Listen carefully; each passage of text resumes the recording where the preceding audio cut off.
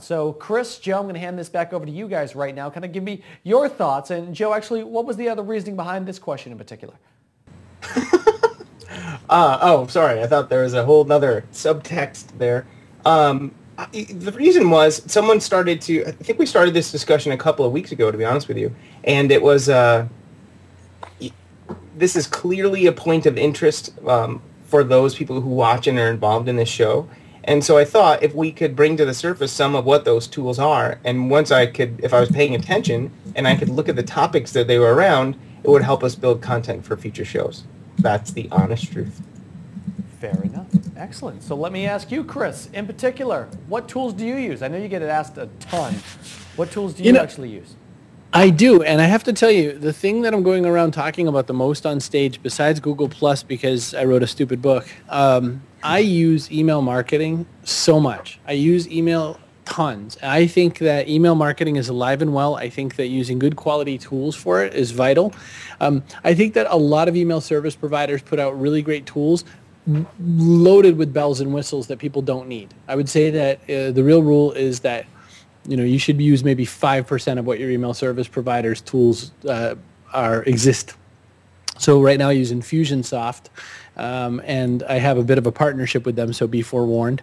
But I use them because their tool is just highly rated to me as something that could really handle a lot of cool stuff. But I just sent out my email newsletter, and it's still a fairly small list. I think around 14 or so thousand people on the list right now. But I invite every single person to reply to me. So in between bits today on the show, I've been responding because I don't want messages to wait. But think about that. In this world where we've got all these tools, the Twitters, the Instagrams, the Pinterests, and everything else, my go-to tool is still email, and it's still email marketing. And I don't think that'll change until I'm a very old man. Jonathan Brewer, he was the very first person to tweet. He tweeted actually earlier his answer of the week. He said, iPad in the AM, desktop during the day, laptop for travel, TweetDeck, is it Zendesk, Basecamp, Evernote, Gmail, Dropbox, KTCO, using that hashtag. So reminding you guys to also use that hashtag. So what are your thoughts on his tools? I mean, is everybody different, or is everybody kind of got the similar tools, if you will?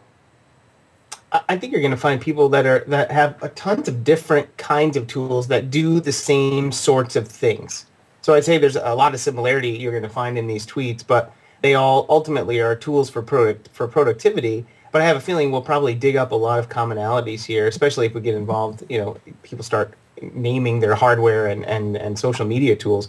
But something that Chris said that I think is interesting, and I have it actually planned for next week.